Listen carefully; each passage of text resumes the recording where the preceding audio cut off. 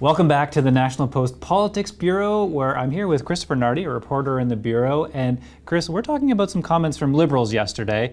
They're preparing their budget for November 4th. And we heard from Stephen McKinnon, the House Leader, saying he's getting a little worried about opposition parties because they need opposition parties to support them on this. If they don't, they lose a confidence vote. We're back into an election. What do we think? Is this negotiating tactics, or should we really be concerned?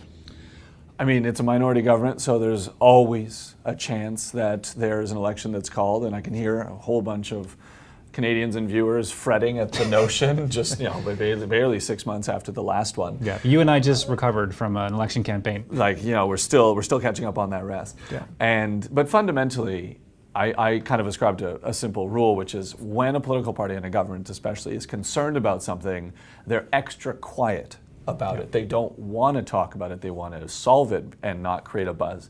Whereas if they do express concerns, you're more likely to be creating a political situation where you're trying to force your opponents, or in this case, your dance partners, ideally for the budget in their mind, into an outcome. And that outcome is supporting the budget, keeping the government in place, and going on and surviving another budget election. What's interesting about this budget is that it is one of the first confidence votes the Liberals, under either Justin Trudeau or Mark Carney, have faced since the end of the supply and confidence agreement with the NDP Jagmeet Singh that ended more or less about this time last year. And so they haven't faced many, they've managed to skirt, for the most part, any previous confidence votes they would have had or successfully passed them. But they've been tested in managing a minority parliament and getting big confidence motions through. They've been tested very little. And so they've shown very little capacity to negotiate. Yeah. And so this is an interesting test because as of now, they don't have, they say, someone to play ball with. They're not in a supply and confidence agreement or any form of similar agreement with any party. And so they actually have to put the work in. Yeah. And so I find it very interesting that Stephen McKinnon is coming out saying we're concerned when truthfully his government has very little experience since 2021, the last election, in figuring these things out. So I'm curious to see how it'll go. But there will be a meeting as of the time of this filming between the Prime Minister and the Leader of the Opposition, Conservative Pierre Poilievre. And we'll see what comes of that meeting. But truthfully, I can't sense a large appetite amongst most of the parties for an election right now. Yeah. And the Liberals' one negotiating strategy could be to say, here's the budget, vote for it or don't. And if we go to an election, it's your fault. But there is one place where people don't believe the Liberals that we might be seeing an election. And that is something we've used a lot in the past is Polymarket. It's in the predictions market. People can bet on specific outcomes.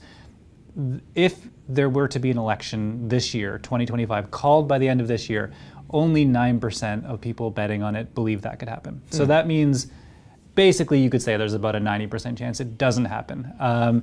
Should we believe those numbers? Do we think this is mostly just kind of political hot air? I mean, they're worth what they're worth, right? They're, it's a cryptocurrency platform that, people trade on and hope to make some money.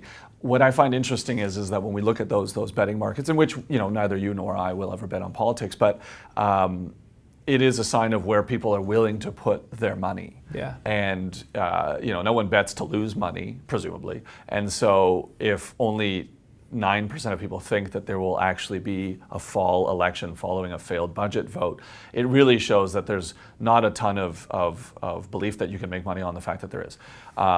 Anything can happen. Polymarket is not, a determiner of the future. But I think that it just goes to show that even amongst part of the public, there's no interest, there's no belief that there will be. And fundamentally, when you think about opposition parties, let's go down them one by one.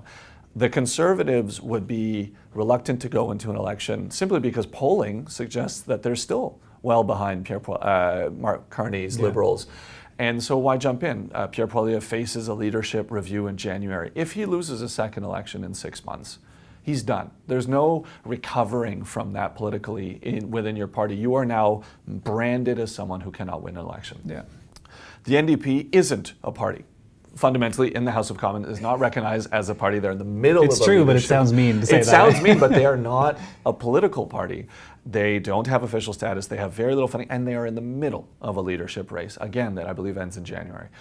So there can't be, they're broke, they have no leader, they have no structure. they'll go, but the best result that they can expect is the same, which is, I believe, 7 MPs. Yeah. And then the bloc could go either way, but again, I can't see them looking at polling numbers and saying we're going to do better than how much we did in the spring election. In the spring election, the big fear for the bloc is that they would largely be erased in favor of the Liberals. The Liberals did very well in the province. The fact that they managed to maintain over 20 MPs, still down from the 30 odd that they had, for the Bloc was seen as generally a win, because it could have gone way worse for them. They managed to save it. Quebec is in the middle of a provincial election cycle that will be next fall, but they're really in that cycle.